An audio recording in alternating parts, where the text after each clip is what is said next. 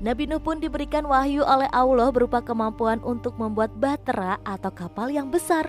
Kapal tersebut dibuat di sebuah gurun yang akhirnya terdeteksi pula keberadaannya oleh kaum kafir.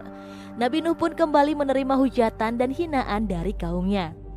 Kapal besar tersebut digunakan untuk menampung semua pengikut Nabi Nuh dan juga hewan-hewan dari air bah yang akan dikirimkan oleh Allah. Kemudian di suatu hari ada seorang wanita tua bersama anak perempuannya bertanya kepada Nabi Nuh, kapan Allah akan menyelamatkan kaum Nabi Nuh dari orang-orang kafir? Lalu berdasarkan pesan yang disampaikan malaikat, Nabi Nuh pun menjawab, bila ada air memancar dari rumah wanita tua tersebut, maka saat itu akan terjadi banjir. Banjir yang dimaksud adalah banjir yang akan memusnahkan para orang kafir. Dan benar saja, tiba pada saatnya, langit penuh awan tebal dan gelap.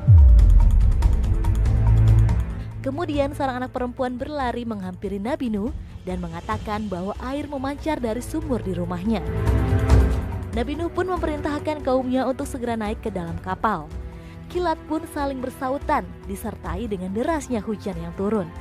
Tak hanya itu, air memancar dari pegunungan dan lembah-lembah. Banjir pun melanda negeri mereka. Nabi Nuh beserta kaumnya dan hewan-hewan telah naik ke atas kapal. Namun, putra Nabi Nuh justru malah tidak mengikutinya naik ke atas kapal. Alhasil, sang putra menjadi korban yang tersapu oleh besarnya ombak. Selama 40 hari lamanya, hujan terus turun dengan derasnya. Namun kapal Nabi Nuh tetap melaju menerjang badai dan ombak. Sampai pada akhirnya hujan pun berhenti. Matahari mulai tampak kembali bersinar, disertai dengan munculnya pelangi. Nabi Nuh beserta para pengikutnya bersyukur kepada Allah Subhanahu wa Ta'ala karena mereka telah selamat dari banjir bandang.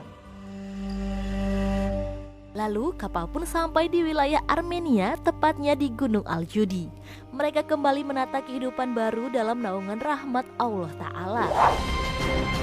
Sahabat milenial, meski kisah tentang Nabi Nuh dan kapalnya telah terjadi ribuan tahun lalu, namun hingga kini keberadaan kapal tersebut masih menjadi misteri.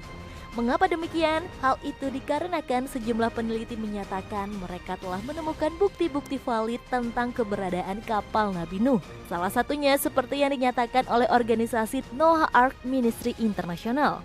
Pada 26 April 2010 silam, mereka mengumumkan temuan yang diduga kapal Nabi Nuh berada di Turki. Pemerintah Turki pun pada akhirnya mengklaim bangkal kapal tersebut ditemukan di wilayahnya, tepatnya di ketinggian 4.000 meter di Gunung Ogri atau Gunung Ararat, Turki Timur. Pemerintah Turki yakin dengan penemuan tersebut, yang kemudian menetapkannya sebagai salah satu kepentingan arkeologis khusus. Tak hanya itu, mereka juga mengklaim berhasil masuk ke dalam kapal Nabi Nuh, mengambil foto dan beberapa spesimen untuk memperkuat klaim mereka.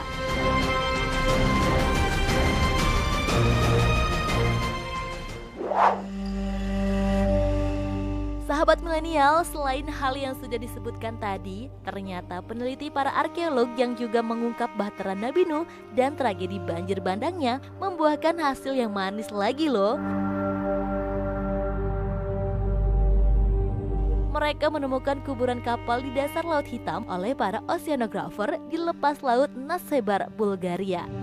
Kapal-kapal tersebut ditemukan di kedalaman 300 meter.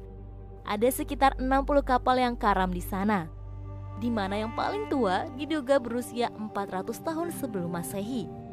Tidak adanya oksigen di dasar Laut Hitam membuat kapal-kapal yang karam tersebut terawetkan hingga kini. Wah, bisa jadi kapal-kapal itu merupakan kapal-kapal para kaum Nabi Nuh yang kafir ya sahabat milenial. Wallahu alam.